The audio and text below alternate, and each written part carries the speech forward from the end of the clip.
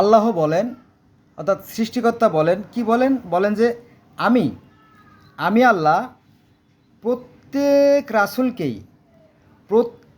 রাসূলকেই তার স্বজাতির ভাষাভাষী করে পাঠিয়েছি। স্বজাতির ভাষা মানে কি? তাদের নিজের ভাষায়, যেটা হয়তো আপনি বুঝবেন না, যেটা হয়তো আমি বুঝবো না, কিন্তু ওই নবী বুঝবে আর আল্লাহ বুঝবে। বোঝা গেছে বিষয়টা? এদের বলতেছে আমি প্রত্যেক রাসূলকেই তার স্বজাতির ভাষাভাষী করে পাঠিয়েছি তাদের কাছে। কেন তাদের স্বজাতির কাছে ভাষাভাষী করে পাঠাইছি? যাতে তারা ওই ভাষায় পরিষ্কারভাবে ব্যাখ্যা করে বোঝাতে পারে। এটা কোথায় আছে? এটা আছে সূরা ইব্রাহিমের আয়াত নম্বর 4। সুন্দর না? সুন্দর বিষয়।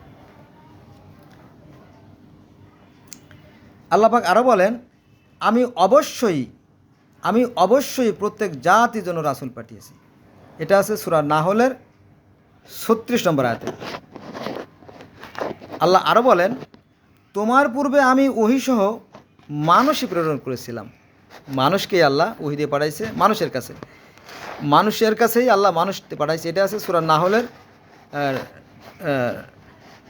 43 নম্বর আয়াতে। আরেকটা আয়াত বলি, শপথ আল্লাহর, আল্লাহ পাক নিজে নিজের কসম খাইয়ে বলতেছেন আমি তোমার পূর্বেও বহু জাতির কাছে রসুল পাঠিয়েছি। এটা আছে সূরা নাহলের 63 নম্বর আয়াত। এখন এই প্রশ্ন রয়ে গেল যে নবী মুহাম্মদ সাল্লাল্লাহু আলাইহি ওয়াসাল্লাম তাহলে কোন ভাষার জন্য পাঠানো হয়েছে? নবী মুহাম্মদ সাল্লাল্লাহু আলাইহি ওয়াসাল্লামকে পাঠানো হয়েছে মক্কা আর মদিনার বাসীদের জন্য, অর্থাৎ আরব ভাষাভাষীদের জন্য। সেটা কোথায় আছে? এটা আছে আপনার সূরা শুরার 7 নম্বর আয়াতে।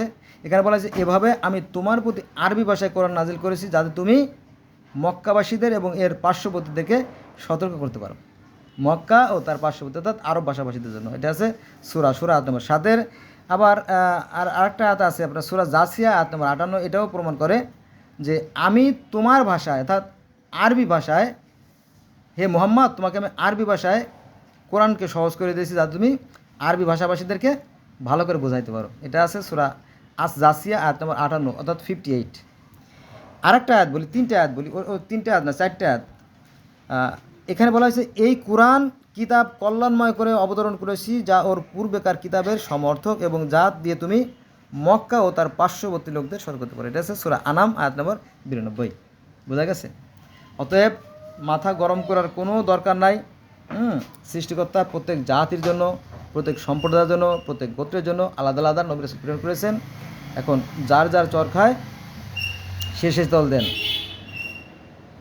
বোঝা গেছে বিষয়টা?